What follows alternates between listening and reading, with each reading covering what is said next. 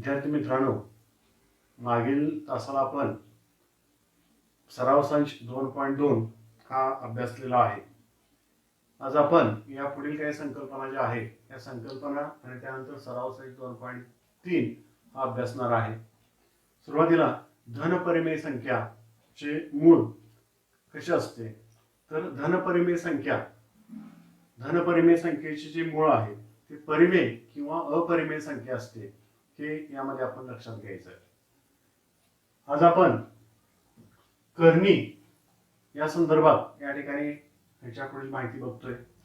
करणी म्हणजे काय, तर करणी ही संकल्पना बघत असताना सुरुवातीला जर n ही 1 पेक्षा मोठी संख्या आणि a या धन वास्तव संख्येचे nवे मूळ x ने दाखवले तर x चा n घातांक बरोबर 1 किंवा करणी a कोटी n बरोबर x असे लिहितात.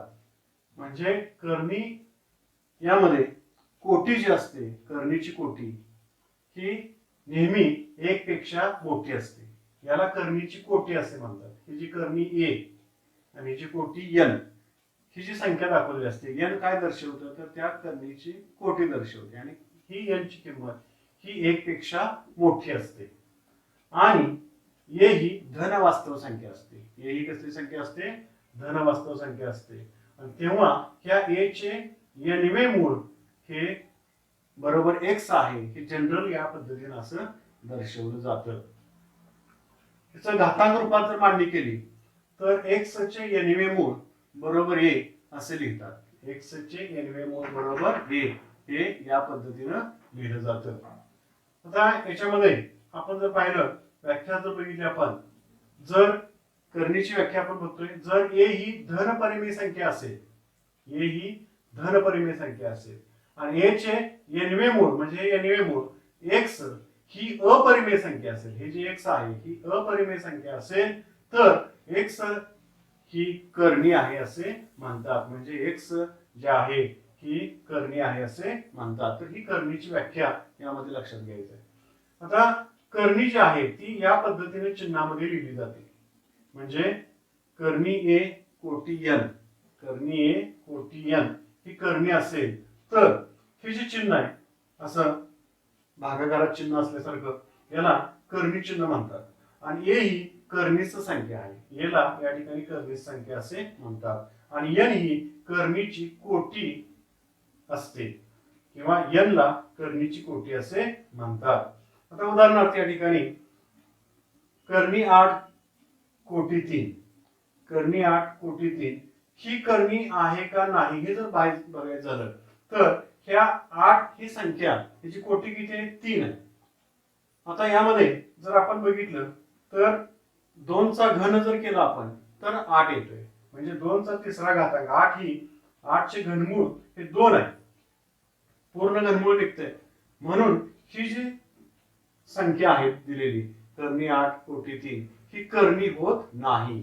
या उलट जर आपण करणी 8 आणि कोटी 4 घेतली तर 8 चं चौथं मूळ पूर्णपणे निघत नाही. जसं 8 चं तिसरं मूळ 2 निघतंय तसं 8 चं चौथं मूळ निघत नाही. म्हणून ही संख्या ही करणी आहे असे या ठिकाणी म्हटलं जातं. आता त्या पुढील भाग या ठिकाणी आपण बघतोय की सजातीय करणी. करणीतल्या ज्या संकल्पना आहेत त्या संकल्पना आपण बघतोय.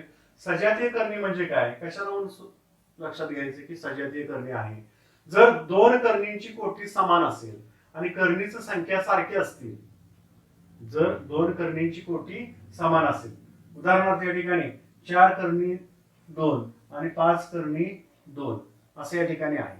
आता यामध्ये कोटी जर बघितली आपण, ही जी कोटी 2 आहे, ही जी पण कोटी 2 आहे, ही जी करणी संख्या 2 आहे, करणी संख्या 2 आहे. म्हणजे यामध्ये जर 2 करणींची कोटी समान असेल आणि करणीस्थ संख्या जर सारखी असेल तर त्यांना सजातीय करणी असे म्हणतात. म्हणजे इथे करणी संख्या 2 आहे, इथे करणी संख्या 2 आहे, इथे कोटी 2 आहे, कोटी 2 आहे. म्हणून या दोन्ही 4 करणी 2 आणि 5 करणी 2 ह्या सजातीय करणी आहेत असं म्हटलं जातं.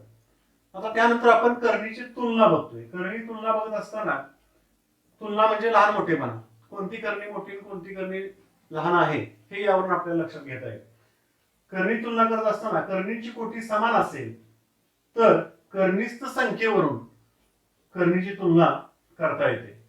म्हणजे कोटी जर सारखी असेल तर कर्णीची संख्या लहान आहे का मोठी आहे त्यावरून ती कर्णी लहान किंवा मोठी ठरवता येते. उदाहरणार्थ या ठिकाणी 4 कर्णी 5 आणि 2 कर्णी 4 याच्यामध्ये कोटी सारखे 2 2 कोटी आहे. या कर्णी 5 ची कोटी 2 आहे तर काहीच नाही म्हणजे कोटी 2 असते. जसे या ठिकाणी इथं बघायला सांगितलं तुम्हाला n ची किंमत 2 असते. 1 पेक्षा मोठी असते म्हणजे 2 1 पेक्षा मोठी म्हणजे 2 3 असू शकते. म्हणजे किमान जेव्हा काय नसते तेव्हा कोटी 2 असते, तेव्हा इथं कोटी 2 आहे. म्हणजे यावरून कर्णी संख्या जी आहे ती 5 मोठी आहे आणि 4 पेक्षा, म्हणजे 5 मोठा आहे 4 पेक्षा, म्हणून पहिली कर्णी 4 कर्णी 5 ही मोठी आहे आणि 2 कर्णी 4 ही लहान आहे. आता कर्णीचे परिमेयीकरण. कर्णीचे परिमेयीकरण म्हणजे काय, तर आपल्याला असं लक्षात घ्यायचं आहे की 2 कर्णी असतील आणि 2 कर्णींचा गुणाकार जर परिमेय संख्या येत असेल तर त्यापैकी कोणत्याही एका कर्णीस दुसऱ्या कर्णीचा परिमेयीकरण गुणक असे म्हणतात. म्हणजे उदाहरणार्थ समजा कर्णी 2 या कर्णीला दुसऱ्या कर्णी 2 न गुणलं, कर्णी 2 ला कर्णी 2 न जर गुणलं तर याचा गुणाकार कर्णी चिन्हात 4 येणार आहे आणि 4 ची कर्णी किती निघणार आहे 2.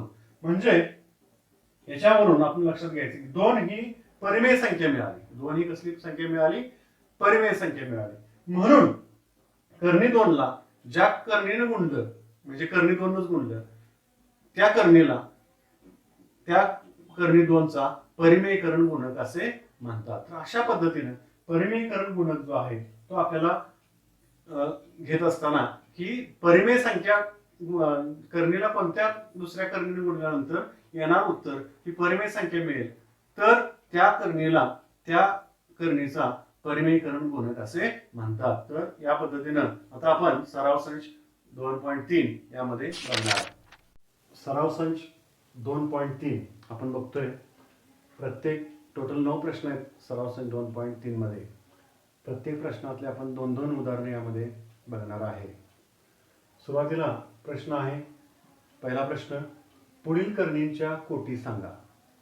कर्णीची कोटी सांगत असताना लक्षात घ्यायचं की मगाशी आपण कर्णी ही संकल्पना पाहिलेली आहे आणि यामध्ये पहिलं उदाहरण जे आहे कर्णी 7 आणि इथं जे दिलेला अंक आहे त्याला कोटी असं म्हणतात.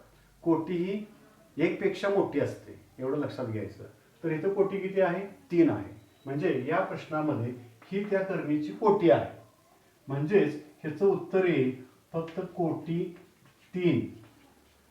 कोटी 3 म्हणजे पुढील कर्णीची कोटी सांगा. तर ही जी संख्या दाखवते ही कर्णीची कोटी असते. तसेच या चौथ्या प्रश्नामध्ये या ठिकाणी तर काहीच लिहिलेलं नाही, तर कर्णीची कोटी काहीच नाही. काहीच नाही म्हणजे आपल्याला माहित आहे की कर्णीची कोटी ही म्हणजे n हीची किंमत 1 पेक्षा मोठी असते. म्हणजेच इथे काही नाही म्हणजे किती असणार आहे, कोटी 2 असणार आहे. तर इथं कोटी ही 2 आहे. कर्णीची कोटी किती आहे या ठिकाणी 2 आहे. आता प्रश्न दुसरा, पुढील पैकी कोणत्या कर्णी आहेत हे सांगा. म्हणजे कर्णी आहे का नाही हे आपल्याला सांगायचं आहे. याच्यामध्ये सुद्धा पहिला आणि चौथा प्रश्न आपण बघतोय. आता यामध्ये जर बघितलं आपण तर कर्णी 51 कोटी 3. आता 51 ही धनपरिमेय संख्या आहे. 51 ही काय आहे, धनपरिमेय संख्या. आणि 51 चं घनमूळ काढता येत नाही. 51 चं घनमूळ काढता येत नाही म्हणून ही या ठिकाणी कर्णी आहे. ही कर्णी का आहे तर 51 ही धनपरिमेय संख्या आहे. धनपरिमेय संख्या आहे आणि कोटी ही 3 1 पेक्षा मोठी आहे. कोटी कशी आहे 3 1 पेक्षा कशी आहे मोठी आहे म्हणून. आणि याचं पूर्णपणे घनमूळ निघत नाही. याचं घनमूळ निघत नाही. 51 चे घनमूळ निघत नाही. तसेच 51 चे घनमूळ निघत नाही म्हणून दिलेली कर्णी दिलेली संख्या ही कर्णी आहे. कर्णी आहे हे त्याचं कारण झालं आणि या पद्धतीनं हा प्रश्न इथं आपण लक्षात घ्यायचं. आता हा प्रश्न बघूया आपण चौथा. यामध्ये पुन्हा एकदा सांगतोय 51 धनपरिमेय संख्या आहे आणि हिची कोटी ही 3 1 पेक्षा मोठी आहे, तसेच 51 चे घनमूळ निघत नाही, म्हणून ही करणी आहे. आता ह्या चौथ्या प्रश्नामध्ये आपण जर बघितलं तर करणी 256 आहे. आता ह्या 256 ही जी कोटी 2 आहे आणि 16 गुणिले 16, 16चा वर्ग 256 येतोय. हे जर आपण बघितलं तर 16चा वर्ग 256 म्हणजेच जर आपण असं मांडलं घात रूपामध्ये तर याचा 16चा वर्ग 256. 256 आणि हे जर घात रूपात जर घेतलं आपण तर यामध्ये 16चा 2/2 घातांकी. 2 म्हणजे हे वर्गमूळ चिन्ह आहे, वर्गमूळ म्हणजे 1/2 आणि हा 2 घातांक म्हणजे हा वरचा 2 आणि हे वर्गमूळ 1/2 आणि ह्या 2 ला 2 जर गेला तर या ठिकाणी किंमत आली 16. तर ही 16 ही या ठिकाणी अपरिमेय संख्या नाही. ही कशी आहे? अपरिमेय संख्या नाही, तर ही परिमेय संख्या आलेली आहे. तर म्हणून ही पूर्णपणे थोडक्यात याचं काय की याचं पूर्णपणे वर्गमूळ निघालेलं आहे या करणीचं आणि म्हणून ही दिलेली संख्या ही करणी नाही. करणी नाही, दिलेली संख्या ही करणी नाही. तर दिलेली संख्या करणी 256 ही करणी नाही असं आपल्याला या ठिकाणी सांगता येईल, कारण काय 16 हे त्याचं पूर्ण वर्गमूळ निघालेलं आहे. खालीलपैकी कोणत्या करणीच्या जोड्या सजातीय व कोणत्या करणीच्या जोड्या विजातीय आहेत ते लिहा. यामध्ये सुद्धा जे काही प्रश्न 6 आहेत त्यातील आपण 2 प्रश्न या ठिकाणी घेतोय. यामध्ये आपण कोणत्या करणीच्या जोड्या सजातीय आणि कोणत्या करणीच्या जोड्या विजातीय आहेत, सजातीय कशा ओळखायच्या आणि विजातीय कशा ओळखायच्या हे यामध्ये लक्षात घ्यायचं आहे. सजातीय म्हणजे काय तर ज्याची कोटी सारखी असेल आणि करणीचं संख्या सारखी असेल तर त्या करणीच्या जोड्या सजातीय असतात. आणि जर कोटी सारखी असेल परंतु करणीचं संख्या जर भिन्न असेल तर त्या करणीच्या जोड्या विजातीय असतात. हा मुद्दा यामध्ये पहिला लक्षात घ्या. पुन्हा एकदा सांगतोय, सजातीय आणि विजातीय करणी कशा ओळखायच्या.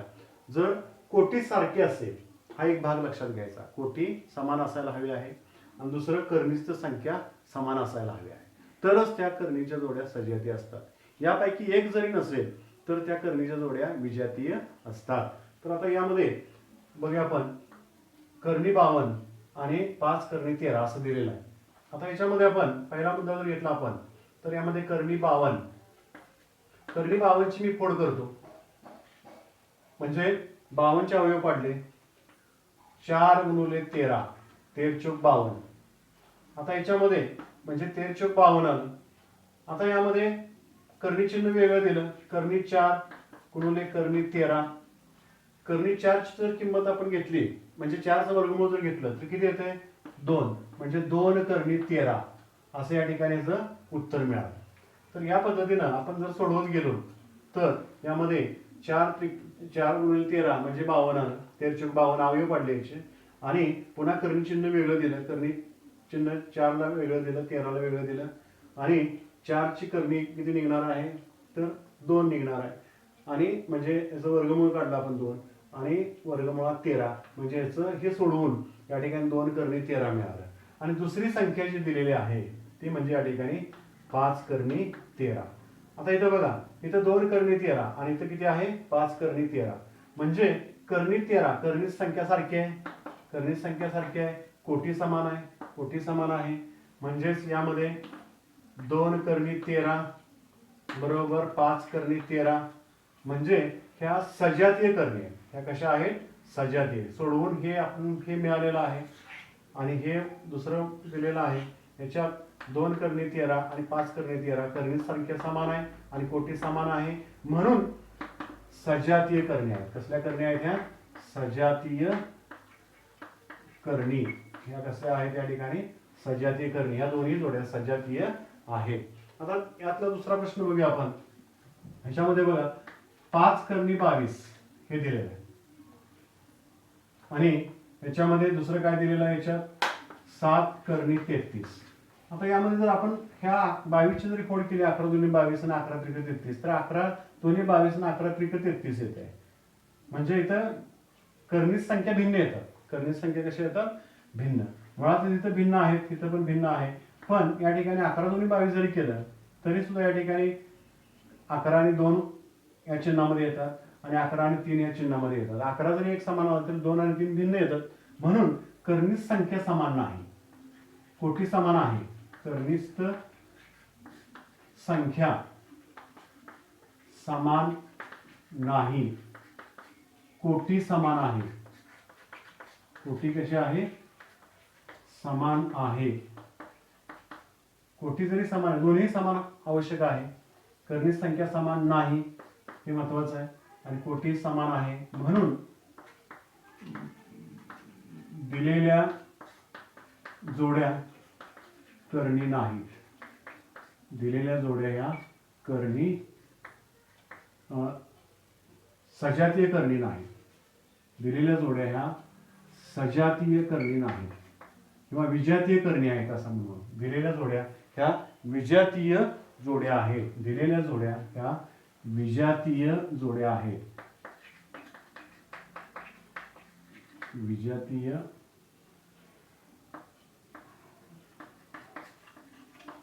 जोड्या आहेत असा या ठिकाणी प्रश्नाचं उत्तर येत आहे. आता त्यानंतर खालील करणीला सोपे रूप द्या असा प्रश्न आहे. खालील करणीला सोपे रूप द्या. सोपे रूप द्यायचं म्हणजे काय करायचं आहे तर ह्या 25चे अवयव 50चे अवयव पाडायचे. 50चे अवयव पाडत असताना ह्याची फोड केली 25 ऋण 2 सोपे रूप देत असताना एक अपरिमेय संख्या राहिली पाहिजे अशा पद्धतीनं या ठिकाणी अवयव पाडायचे. जसं 2 ही अपरिमेय संख्या येते, वर्गमुळात 2 चिन्ह सेपरेट केलं, वर्गमुळात 2 गुणिले वर्गमुळात 25, 25 वर्गमूळ किती आलं 5, 5 कर्णी 2. अशा पद्धतीनं ही जी कर्णी 2 आहे ह्याची पुन्हा अवयव पडत नाही किंवा याचं ही अपरिमेय संख्या आहे. ही कशी आहे? कर्णी 2 ही कशी आहे? अपरिमेय संख्या आहे आणि ही या ठिकाणी परिमेय संख्या आहे. तर अशा पद्धतीने ही सोपं रूप या ठिकाणी झालेलं आहे. पुढं यामध्ये आपल्याला 112 ची फोड केली 16 सत्ते 12 16 सत्ते 112 म्हणजेच यामध्ये सुद्धा याचे अवयव याची कर्णी वेगळी चिन्ह दिले. कर्णी 16 गुणिले कर्णी 7 म्हणजेच याची कर्णी येणार आहे 4 गुणिले कर्णी 7. तर अशा पद्धतीनं हे सोपे रूप जे आहे 16 सत्ते 12 16 ला चिन्ह वेगळं दिलं, 7 ला वेगळं दिलं कर्णी चिन्ह. 16चं वर्गमूळ निघालं 4 आणि कर्णी 7 वर्गमुळात 7 ही अपरिमेय संख्या आहे आणि 4 ही परिमेय संख्या आहे. अशा पद्धतीनं या ठिकाणी कर्णीला आपल्याला सोपे रूप देता येतं. म्हणजे एक अपरिमेय संख्या याच्यामध्ये असणं गरजेचं आहे. तर अशा पद्धतीनं हा प्रश्न इथं 4था लक्षात घ्यायचा